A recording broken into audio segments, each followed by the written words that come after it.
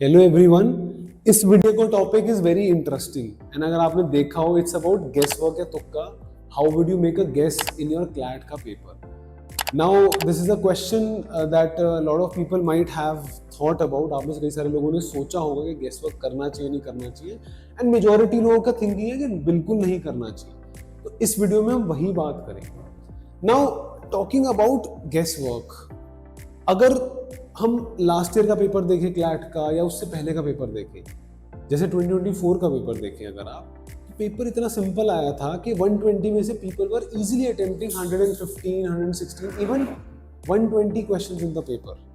तो जब ऐसा कुछ सिनेरियो आता है उस केस में doesn't make sense to make a guess work. इस वीडियो के अंदर मैं गेस वर्क के बारे में बात करूंगा। I will tell you about two major things. एक एजुकेटेड गेस कैसे मारना होता है एंड एक ब्लाइंड गेस कैसे मारना होता है। दोनों में एक लॉजिक चलता है। This is what I am going to talk about. Now should we make a guess work, तो एक आप सिंपल एग्जांपल समझो। Imagine you are left with 10 questions in CLAT and उन सभी 10 क्वेश्चंस में आप एक ही सेम ऑप्शन को मार्क कर देते हो। तो इस केस में आपका जो स्कोर है वो नेगेटिव में कब जाएगा? आपका स्कोर नेगेटिव में तब जाएगा जब आपका बस एक ही क्वेश्चन करेक्ट होगा एट मैक्स। अगर आपका एक क्वेश्चन करेक्ट हुआ आपको एक पॉजिटिव मिलेगा, उसका 9 क्वेश्चंस गलत हुए उसका आपको 2.25 मार्क्स कटेगा, तो आप -1.25 में नेगेटिव में जाओगे।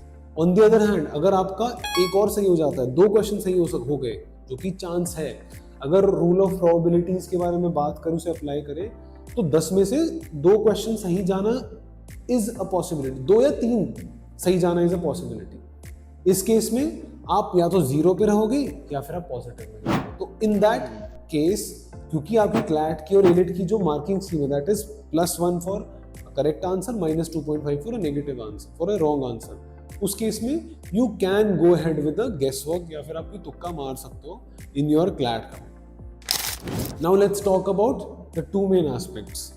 एक educated guess, what exactly is an educated guess, and what would be a blind guess and how to do that. So the first thing we are talking about here is an educated guess. Educated guess में सबसे simple logic होता है लोगों का, जो आप में से कई सारे लोग ऑब्वियसली बात भी करते हो, आपने वीडियोस भी देखेंगे उसके ऊपर एंड आपने खुद भी ट्राई करके देखा होगा। Educated guess is nothing but mostly elimination, कि आपके पास 4 ऑप्शन है, 4 में से आप 3 को एलिमिनेट करने की कोशिश करते हो किसी भी तरीके से, राइट? जैसे जीके का हो गया, जीके का जैसे one of my students mentioned an example of, imagine European union के हेडक्वार्टर्स कहाँ हैं एंड उसमें ऑप्शन में दे रखे हैं थोड़े ईस्टर्न वेस्टर्न कंट्रीज जैसे लिथुआनिया, आर्मेनिया, ये सब। तो आपको पता है कि यार इतना मेजर ऑर्गेनाइजेशन का जो हेडक्वार्टर्स है वो किसी रैंडम कंट्री में तो नहीं हो सकता, it would be somewhere central. तो आप 1-2 ऑप्शंस को एलिमिनेट कर सकते हो वैसे। एंड एजुकेटेड गेस वर्क में यही चलता है, आपको पता चल जाता है यार ये होगा, ये नहीं होगा, ये ऐसे होगा, वैसे होगा। अब इसमें आप जितनी भी स्ट्रैटेजीज लगा लो, जितना भी टाइम लगा लो, इतना टाइम आई डोंट थिंक किसी को दिमाग लगाना चाहिए कि हाँ एजुकेटेड गेस वर्क करने की क्या क्या 10 स्ट्रैटेजीज हैं, क्या 10 टिप्स हैं, ये सब है।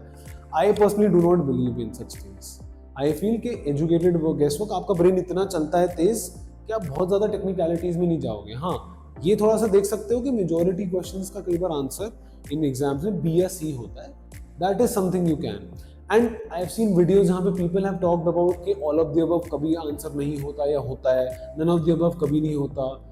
पिछले कुछ पेपरों में इतने number of all of the above answers थे, इतने number of questions none of the above का आंसर था उसका।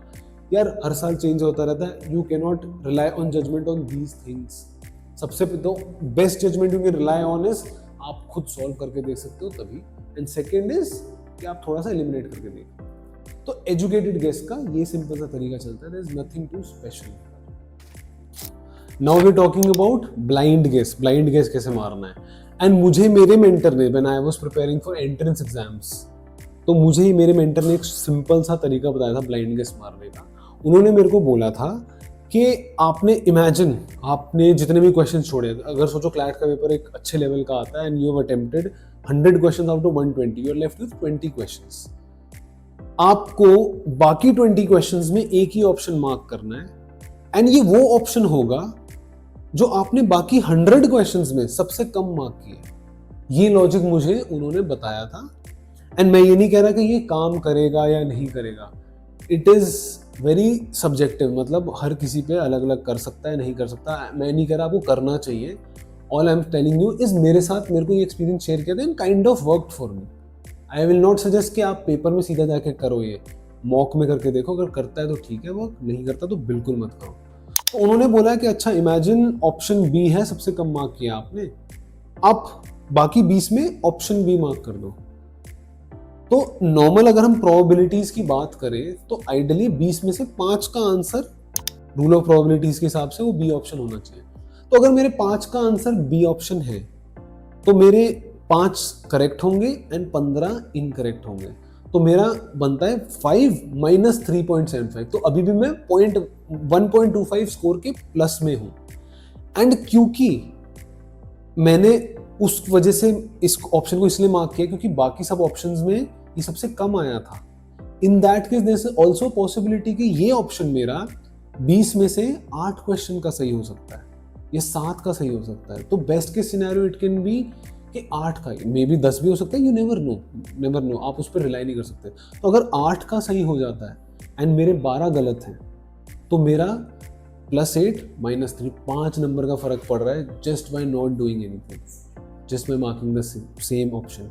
And here there is also another thing you can add is कि अब जो हमने पिछले क्लैट के पेपर्स में देखा है कि ऑलमोस्ट 50% क्वेश्चंस का आंसर बीएससी होता है।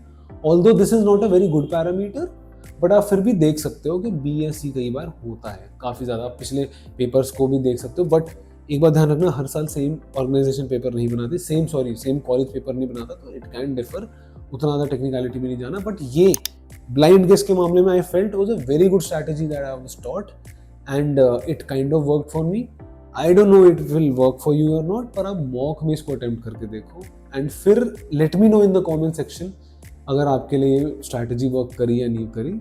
एंड पेपर में just be very attentive. Paper में अगर कुछ ऑप्शंस में ऐसा रह जाए कि आपको पता है कि इन 3 में से तो यही ऑप्शन होगा, एक ऑप्शन नहीं होगा, तो उस हिसाब से आप चेंज कर सकते हो। जैसे अगर 4 ऑप्शन है, उसमें ऑप्शन भी पता है कि नहीं होगा, तो you can obviously mark some other option उस हिसाब से। तो वो इट्स टोटली ऑन यू, आपको वो देखना है। बस मैंने आपको बता दिया कि what is the strategy that actually worked for me. So all the best and let me know if it works for you और नॉट।